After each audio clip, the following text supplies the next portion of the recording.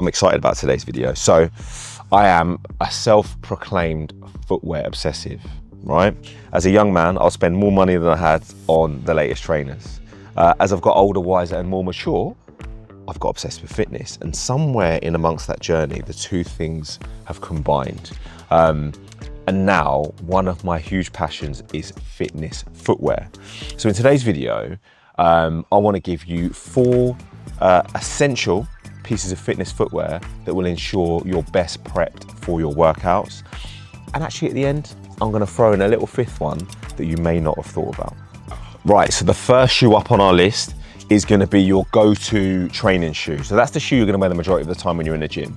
So whether you're lunging, whether you're doing burpees, whether you're on the bike, whether you're on the rower, whether you're working your upper body, this is your basic shoe that you can keep on that can serve multiple purposes. And if I'm honest, if you pick this shoe wisely, there's an argument that you don't need the rest of them. So this is where you're going to start. And my go-to for my everyday gym shoe is the Rad 1. So why is the Rad 1 good? It's got a solid base, so you can do your squats and plyometric work. It's flexible enough, so you could do dynamic movements like box jumps and even some gymnastics and rope climbs. And you'll find this is a running theme throughout my choices. It looks really cool, and that's important, right? Aesthetics are everything. I feel like if you look good, right, then you can perform good. That's a thing that I've always had in my head. This is my go-to. You'll notice another theme as well. There's going to be an absence of color in my selection because I basically like black. Let's go. That's your everyday, your day-to-day gym shoe boxed off. Now we're going to be a little bit more niche. We're going to get a little bit more specialist. So I'm a big proponent of being as strong as you can, right? And I think there's some essential strength movements just that everyone should have in their weekly training program.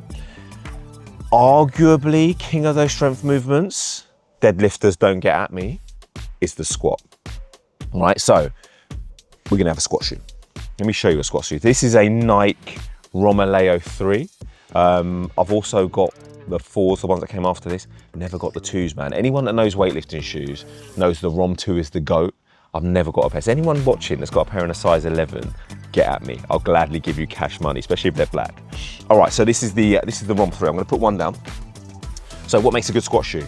So a squat shoe, you'll see, has got a slightly raised wedged heel. All right, that puts your foot in a beautifully tipped forward position, which allows you to sit deeper in that squat. That heel is solid. There's 0 flex in that, which gives you a beautiful solid base to put force into the floor that we basically want to transfer into the barbell. I would suggest that if you're serious about squatting, you don't have to be a 200 kilo squatter, but if you're serious about progressing your back squat, I would give some serious thought to investing in a pair of squat shoes. Another beautiful thing about squat shoes is because you only wear them for the squats, they last forever. I think I got this pair maybe 7 years ago, maybe, yeah, probably about 6-7 years ago, and I can still use them to this day. So a very, very good investment, and actually probably one of those things you only have to spend money on once if you choose right. Okay, so that's our everyday shoe, our everyday training shoe box off. We've got our squat shoe. What's next? Well, I believe that as well as being strong, we've all got to be endurant. So what does that mean? We've got to have a capacity for sustained output to be cardio fit, right? For me, my favorite form of cardio, and I know it's not for everyone, my favorite form of cardio is running. Why running? Well, it's accessible. As long as you've got a pair of running shoes, you can just go out and run. So when you travel or you're at home and you want to get up and get some workout in the morning, there's 0 barrier once you've got your pair of running shoes. So let's look at the running shoe. For me, a running shoe falls into a couple of categories. For the most part, I know there's some runners that got a huge rotation, as have I, but for general population, I think you need a couple of running shoes. First up is your daily running shoe. So something that you can clock miles or clock kilometers in with pretty 0 effort, that's pretty resilient and that lasts well. Running shoes fall into a couple of categories. I think that for the most part, I'm a bit of a geek and I've got several shoes for several different applications, as have many runners. But for general population, I think you need one of 2 shoes. First of which being your daily runner, like your go-to. Think of this as a workhorse. This is the Nike Vomero Plus. It's quite newly released, and currently this is my favorite daily running shoe. So what makes a good daily running shoe? Amazing cushioning. This is very, very forgiving on the joints. Running is, if you look at each step as a rep, it's a very high rep exercise. If you then consider that you're bearing your full body weight on each foot as you land, I think it's important to get a really forgiving shoe that is kind on your joints for that run. So this is the one. So as you can see, it's got a nice thick sole of Zoom X, very cushioning, great shock absorption.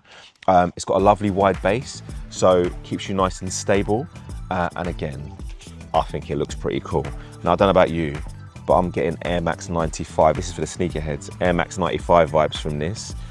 Comment below if you can see what I'm talking about. But yeah, a really good option and actually really good price. We've not talked about price on any of these. 150 quid. I think that's super good value in a world where running shoes can be a lot more expensive. And actually we'll get onto that in a minute. So we've got our daily functional fitness shoe.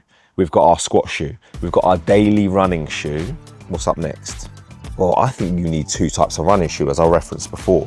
And I think you need one to plod around in and cruise in and clock up miles, but I also think you need a go faster shoe.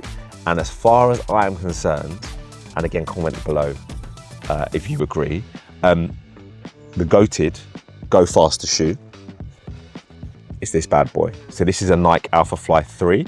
I've ran in the 1s and the 2s, and I actually think this is the best version. So what makes a good go faster shoe? Well, this thing is super lightweight. This is designed for a chap who was looking to run a sub 2 hour marathon.